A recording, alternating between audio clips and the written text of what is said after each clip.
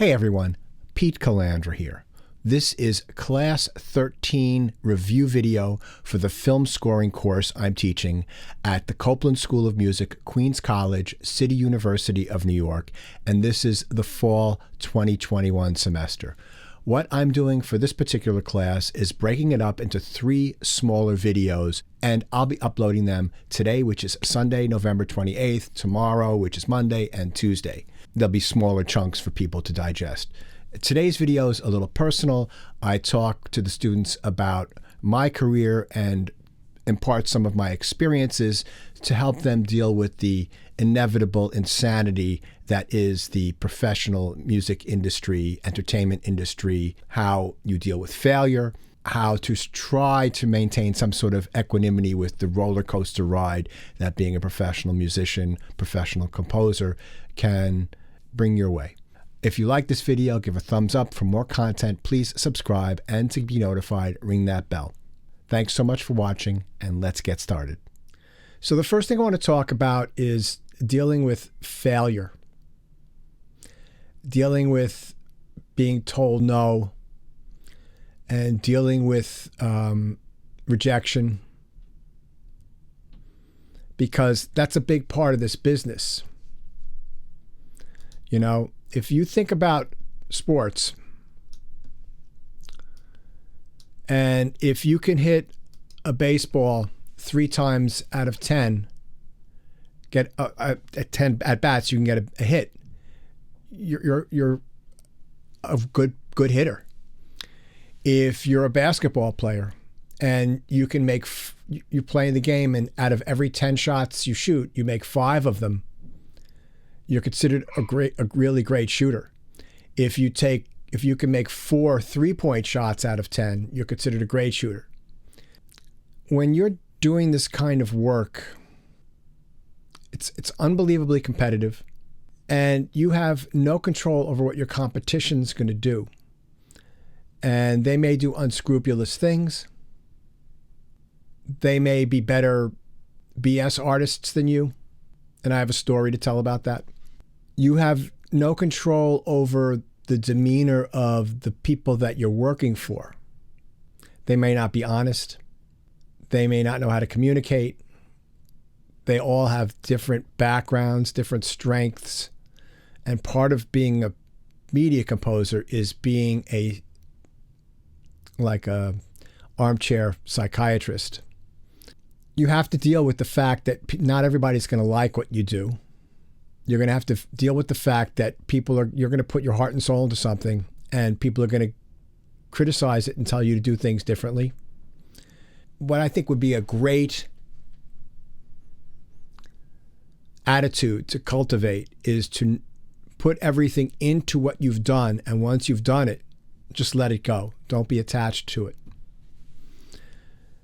There have been many times where I just wrote things that I thought were really beautiful and was given notes. It's out. Had to change it.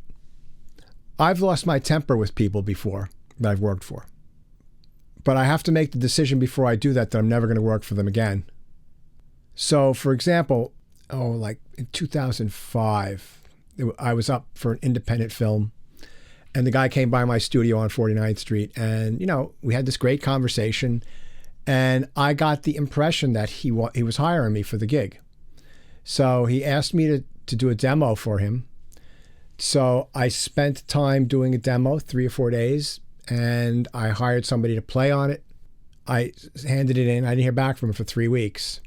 He went out and found somebody else, and he didn't have the decency to call me and let me know until the 3rd or 4th email, right? I gave him a tongue lashing because I just felt like the guy was just so dishonest and disingenuous. And his movie sucked too. That was the other thing. And then there was another time where when I was starting, and a lot of this stuff happens when you're just starting out too. There was a woman who was getting her master's degree in filmmaking, and she was working on a thesis, and she contacted a friend of mine to help her with some of the work, and then they recommended me to write music. And so she paid me to write some music, and I did everything for the agreed upon price. I didn't ask for any more money. Everybody else that she had working for her was asking her for more money and lying to her and doing crazy stuff. But I was talking to her on the phone, and this is after I'd had like a fairly substantial, successful career as a musician. And here's somebody this is the first film they've done. And she's saying stuff to me on the phone like, well, how do I know that you're any good? And, I heard that this is really a great gig, so maybe I shouldn't have to pay people to do this. And she's like saying all this really nasty, unprofessional stuff to me. And, we're doing the gig, and she's saying, she want to play her the tracks. So I sit her down like in the sweet spot, so like right in front, right between the speakers, so she can hear the music well. And then she's like, wants to go over to my mixer and start playing around with my mixer. And I'm like, well, you don't know how this thing works. Yeah, but it's just pushing knobs. No, it's a digital mixer. You could do something, and all these things have different functions depending upon what scene I've got called up for the different cues. And so you could push something on one cue and it changes the volume, and on the next cue, that same thing will change the reverb, right? So, it's just like, and she said stuff to me like, well, I'm paying you, so I should be able to do whatever I want, right? Like, you're going to deal with all sorts of insane people.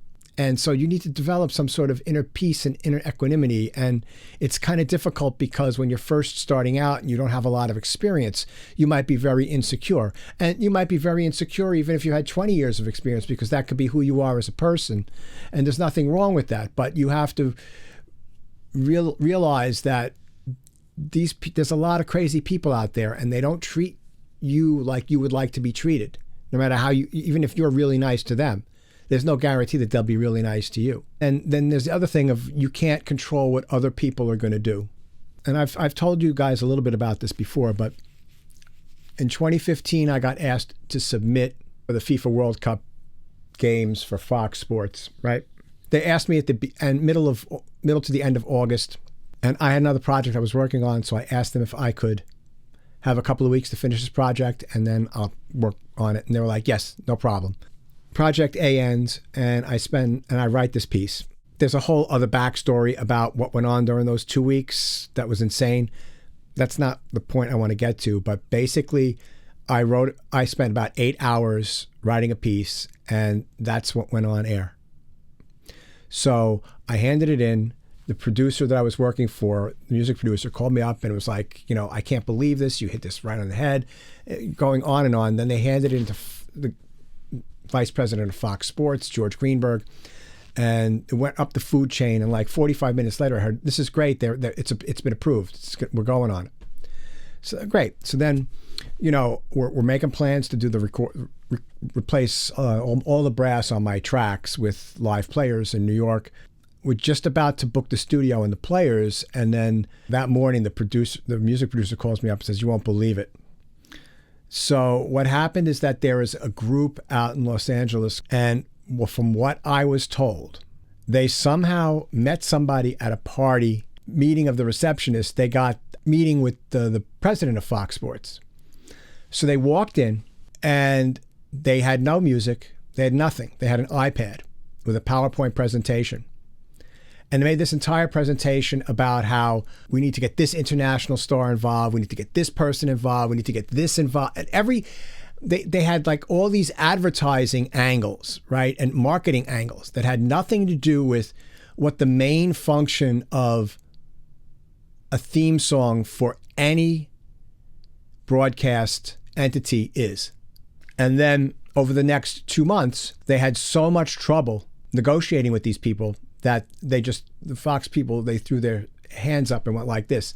But in the interim, I was so angry, I took the song, and I had another job that came up for ESPN, that writing the theme song for the Special Olympics World Game. I used the thing that I wrote for Fox Sports to pitch it to them, and they wanted to buy it. And then I called up the people at Fox Sports, and they're like, wait a second. No. We want to use your piece. And so it ended up working out. But the industry is filled with crazies and insanity, and the business is cutthroat, and people, they don't care about you. They only care about themselves and making themselves look good and getting for themselves.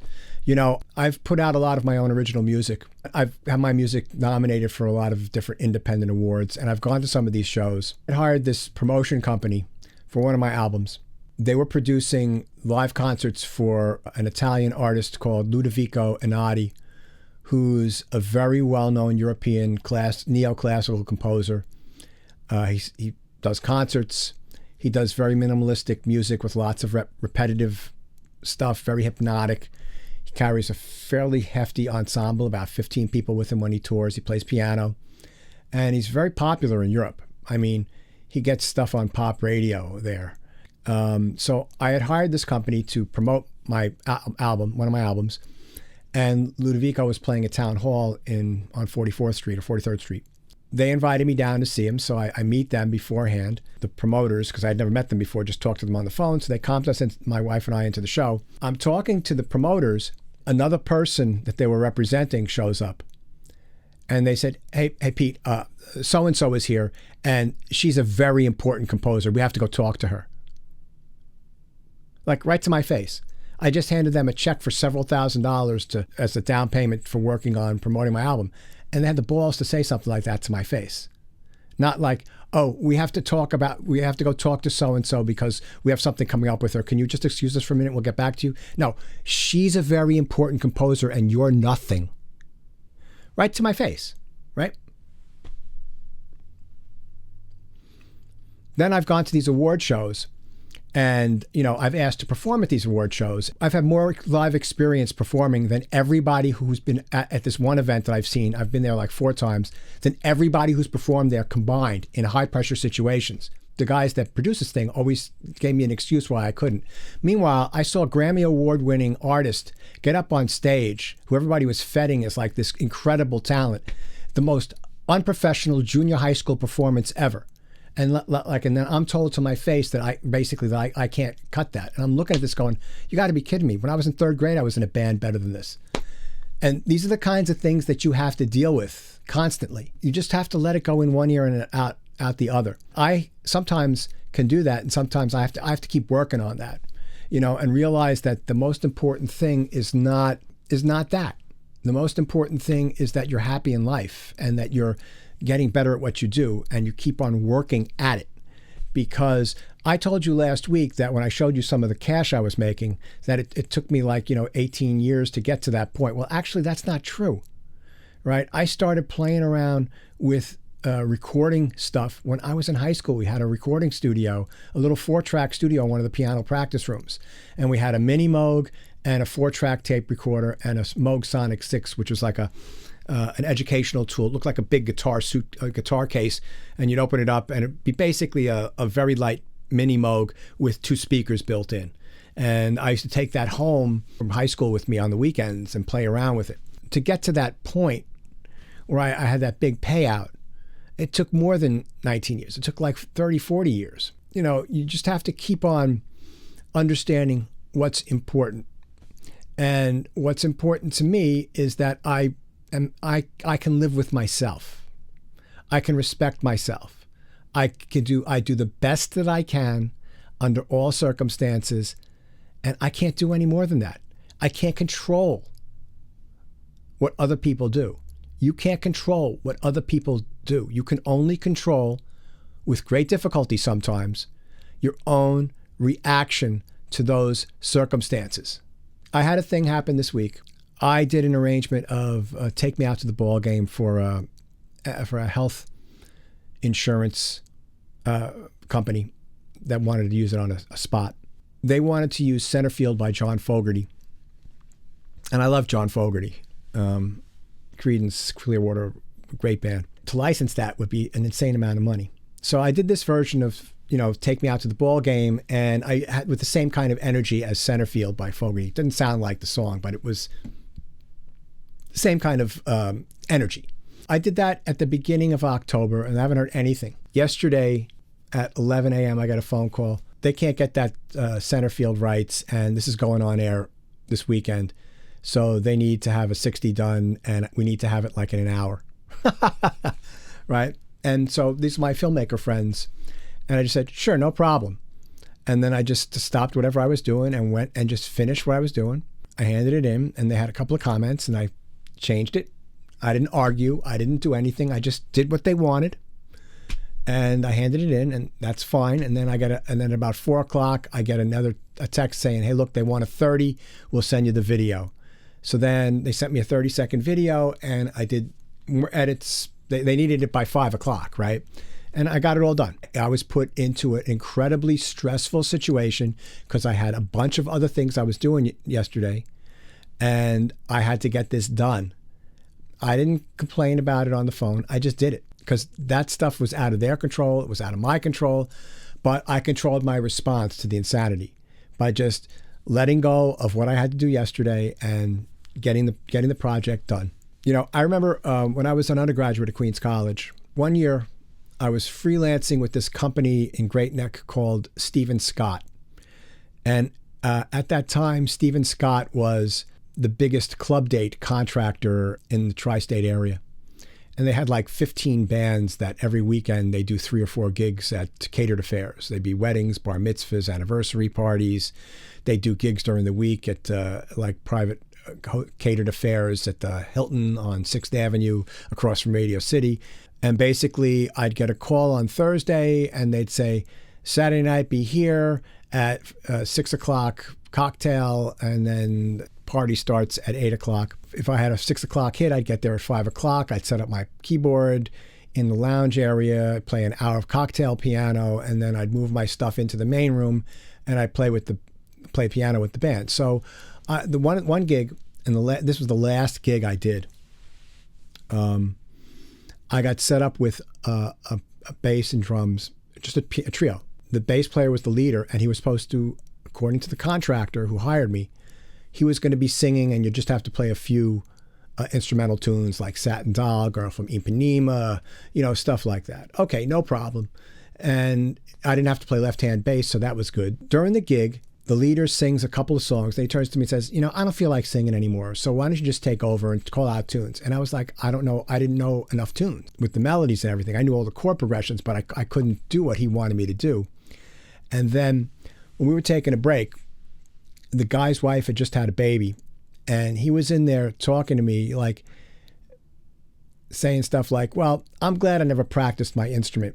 It's such a waste of time. Like people that go to music school, it's a waste of time. You people are so stupid. He's talking to me like I'm sitting there telling me I'm stupid.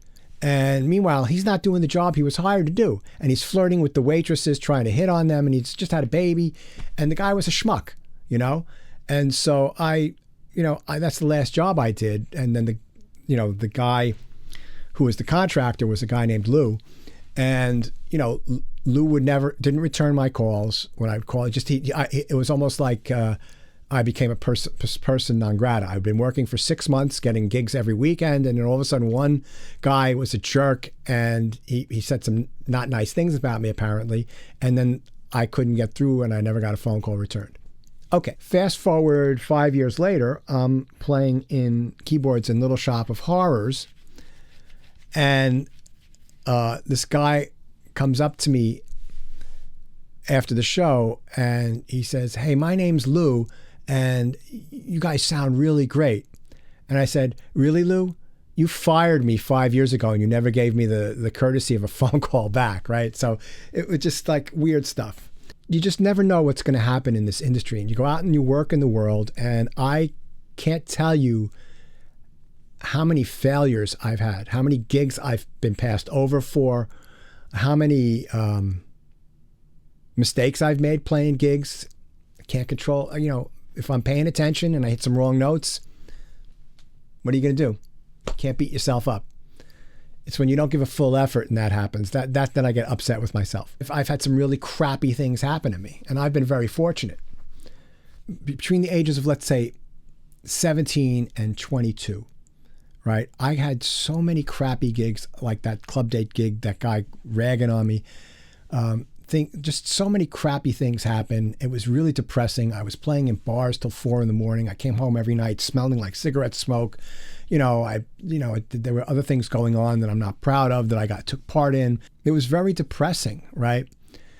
But like all these people that would say nasty things to me and tell me I wasn't talented, and they would always talk about somebody else being talented. Like I got this gig with this guy named Gary Reynolds, and Gary Reynolds was a saxophone player, and he had been in the Catskills comedy. He had a Reynolds and somebody, they were a comedy duo, and you can actually find their videos on YouTube of them being on the Ed Sullivan Show. And so here it is, like 20 years after the Ed Sullivan Show. It's like 1981. And he's got a lounge band with his wife and a drummer, a guitar player, and a keyboard player. And then I got hired to play keyboards. And basically the job was he would get like 2 months at a lounge on 4th Avenue in Brooklyn in Bay Ridge. And you'd play from 9 o'clock at night till 1 in the morning. You'd play 4 sets. Or we had a gig for 6 weeks out in Syosset at a place called the Hidden Barn, and we played 5 nights a week. And then every Wednesday and Thursday it was singles night, and the door prize was a free night for 2 at the hotel next door. Right? It was a cheaters bar. The drummer in this band was a guy named Joel. Joel had some issues with time, in that when the lights would change color, he would change the tempo of the song. And he had a chip on his shoulder. And it was a music school. So he'd be playing his drums. Yeah, Pete, quarter note, eighth note triplets followed by 2/16 notes. And he'd start talking to me, and then he'd do a fill like that. Have nothing to do with what was in the song. And like every 8 bars, he'd say something to me like, call out a bunch of rhythms, and then he'd do a drum fill with that, right? I got fired from that band, right? And basically told that I wasn't good enough to do these gigs. And all that stuff made me really sad, but it also made me really determined to prove these people wrong, because I can't stand, I have an attitude about that. And so it made me work twice as hard to get better. And I used that anger. And instead of dwelling on the anger and letting it manifest itself inside of me in other ways, I used the energy from being so angry to motivate myself into getting better at what I was doing, so much better that people couldn't say those things about me, and that I'd find opportunities and spend the time needed to get those make the most out of those opportunities. I've been teaching, this is my 10th year of teaching. I've seen some incredibly talented students. It takes a lot more than just talent. It takes perseverance. It takes the ability to imagine a scenario and figuring out how to pull it off. When I was in high school, we took a field trip into the city to see A Raisin in the Sun on Broadway. And I was up in the balcony. I was watching the musicians in the pit. And I thought, wow, that'd be really cool to do that someday. It's like Hank Jones was playing piano in the pit or something like that, the great jazz pianist.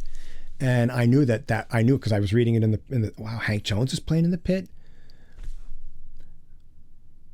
Wow, Bob Cranshaw's in the pit. Bob Cranshaw was Sonny Rollins' bass player forever. And I thought, wow, that'd be cool if I could be just like them. And then how do you imagine that? How do you make that happen? You have to have an entrepreneurial spirit. You also have to have strong intestinal fortitude. You have to be able to take criticism and let it go as best you can, not let it affect you.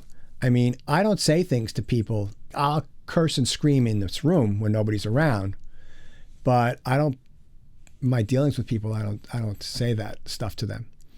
How you present yourself, how you interact with your clients, how you react to insanity. These are things that you can control. And the better you get at controlling those things and taking bad situations and using the energy from those bad situations and using that to empower yourself, to push yourself forward into getting positive results from a negative, the more chance of success you'll have. Like, there's no way for me to tell you how to go out and be successful as a media composer or as a musician. I know what happened from my perspective. I just happened to be in the right spot at the right time with the right talents, and I worked incredibly hard once the door was open. When I started subbing, I can trace like 80% of my work family tree from one phone call. And maybe I'll do that next week. because I've been talking for a while and I want to move on. But it's a much different world today than it was in 1982 when I got out of undergraduate school. It's a much different world. Being prepared, which is what I spent a lot of my time doing, was getting prepared, and also working on your presentation, how you react to things, building up your skill level, getting out and getting noticed, having a social media presence, putting out content constantly, building up a following. All these things are things that you can work on now or when you get out of school, right? You'll have to find some way to sustain yourself. I was fortunate that I was able to play piano at night to sustain myself while I learned all my skills during the day and got better at doing what I was doing. You just really, it's a crazy world. Working with people in the entertainment industry can be really crazy.